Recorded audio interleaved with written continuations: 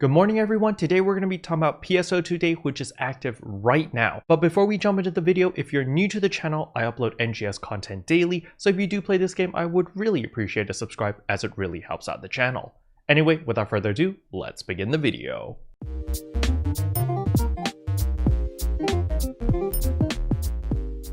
So the very first thing I want you to do when you log in is to type in area chat, party chat, alliance chat. It doesn't matter what chat you type it in. I'm going to type it in party chat, but you want to type fried fritters. So that's PHRIED_PHRITTERS and press enter. Once that is done, you're simply going to go to your systems over here, go to get campaign items, and you're going to notice right here from the NGS headline plus that we actually get 2 Rappy shaped fritters. So for those who don't know, the Rappy shaped fritters actually gives you a 10% try boost, which is rare drop rate, EXP, as well as N Meseta, and this will stack with your PSO2 day buff of EXP earned plus 10% as well as a rare drop rate plus 25%. Now don't forget to log in today because you will get 50 star gems as well as 2 special scratch tickets simply just by logging in. The next thing I want to bring to everyone's attention is the Gold Week level up campaign, which is also going on right now, where we earn 50% more EXP in the Battle Dia Yellow Alio Troopers as well as the Battle Dia Yellow Retem Troopers. So for those who don't know what those are, it is simply the yellow trigger over here, as you can see in Central City.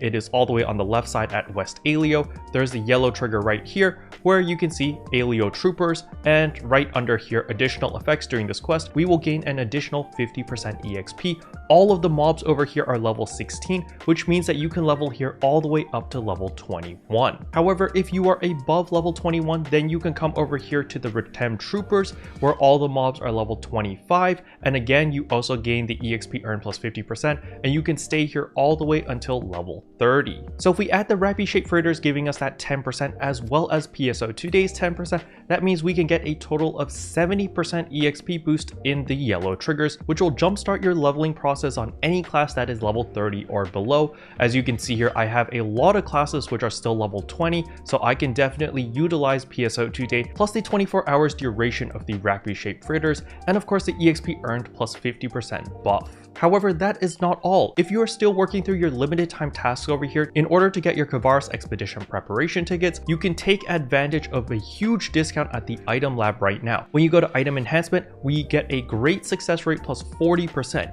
Keep in mind, by default, you get a 10% boost, so this is 50% right here. So if you add in another 50% booster, that means you get a 100% great success rate, which basically doubles the amount of EXP you get whenever you're enhancing a weapon. Extremely useful for getting your weapons to plus 40 for cheap, because as you can see here, this one requires me to get a Griaga weapon all the way to plus 40, and that will give me 50,000 Meseta, 50,000 EXP, as well as a ticket. And if we look at Enhanced Weapon Series 3 over here, it is the same thing, get a Sanguine weapon to plus 40. However, let's say that you have a Cuckoo weapon which you have decided to use as a main weapon because you're trying to get that S rank in the Geometric Labyrinth. Don't worry, limit break costs have been decreased as well. It only requires half of the required Meseta than usual. There's a 5% augmentation success rate increase, and when unlocking potentials, the Meseta requirement has also been halved. So if you're still trying to gear up your first set of armors as well as weapons, this is a great time to upgrade simply because you get all of those discounts. And if you're trying to level up your other classes,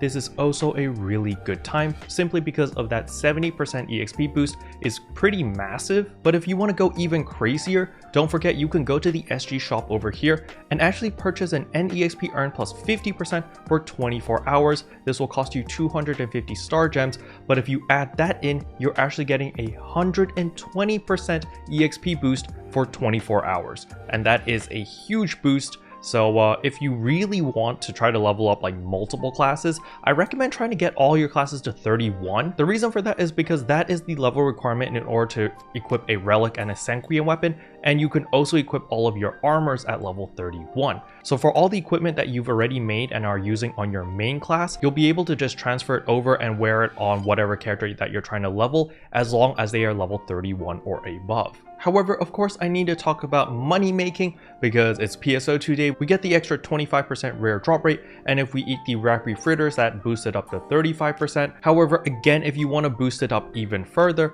there is a whopping 50% over here for 24 hours. However, it does cost a lot. It's 600 star gems over here, but it will boost your rare drop rate to a whopping 85%, which is pretty nuts. So why would you try to boost your rare drop rate so high? There's several reasons. One is, of course, if you are planning to do deafness farm again in West Rotem, that way you get even more deafness capsules. And don't forget, you can now upgrade your deafness 1s to deafness 2s, deafness 2s to deafness 3s, and then sell them off for a fat profit. Or you can sell them as is, as deafness 2 capsules and deafness 3 capsules. You just got to do the math yourself and see how the market is on your specific ship. So that is one way to take advantage of that 85% rare drop rate. Another way is simply doing the pyramid, the geometric labyrinth. In order to get the star capsules over here, these capsules are still selling pretty well, and they are pretty easy and pretty common from the geometric labyrinth. And of course, there is the off chance of the ninja dash from dropping. As you can see here on ship 2, it's actually still selling for 32 million, which is quite a bit of money. However, if you are not a big fan of the geometric labyrinth, don't worry, there are the Rotem Devastators as well as the Alio Devastators, which you can still run. I would recommend running the Alio Devastators simply because the Alio Devastators trigger has a chance of dropping the Fairy Dash, which is going for 100 million on ship 2. This is insane. It's crazy amounts of money. I don't know if it's actually selling for 100 million, to be perfectly honest with you. I personally prefer the Ninja Dash over the Fairy Dash, but either way, it is still worth quite a bit of money. Maybe 50 million, 30 million, somewhere in between there is probably a more realistic price, but who knows, maybe some crazy guy will buy it off you for 100 million. And last but not least is, of course, farming in combat zones. I would recommend farming in Alio combat zones because the Alio purple triggers are actually going for 50,000 each, which is pretty good money, and these triggers drop fairly often. But on top of that, if you are farming at Mount Magnus, you get the chance of dropping the Cuckoo Rod. If you want the Cuckoo Katana, of course, it's going to be Vanguard Laboratories or Rezel Forest. However, I would only farm for a Cuckoo weapon if you are planning to actually use that Cuckoo weapon. The reason I say this is because starting from tomorrow, Cuckoo weapons will drop from Urgent Quest. So if you are trying to farm combat zones right now, thinking that you're going to make a profit by throwing the Cuckoo weapon onto the market and selling it for a fat profit, that will not happen simply because the market is going to be flooded by Cuckoo weapons relatively soon, the moment they are obtainable through the Urgent Quest. So please don't bank on farming Mount Magnus for the Cuckoo Rod and thinking, oh, I'm going to throw on the market and make a huge profit. Don't specifically have that mindset when going to Mount Magnus. Go in with the mindset of, I'm going to be farming for all these purple triggers, throwing that on the market and making some profit that way. Or better yet, you could use those purple triggers, fight those level 44 Gigantics, and pray that you do get the Fairy Dash, because if you do get that Fairy Dash, well, you've hit the jackpot. Also, in the Alio Devastators, they also drop Cuckoo weapons, by the way, so you can also farm there if you want. Special thanks to all the members for supporting the channel. It really means a lot to me. Thank you again. But yeah, that's all I wanted to cover in today's video. Hopefully you guys found it helpful. If you did, I would appreciate a like and a subscribe, and I'll see you guys in tomorrow's video. Bye. What can I say except you're welcome for the heals, the boosts, the rest.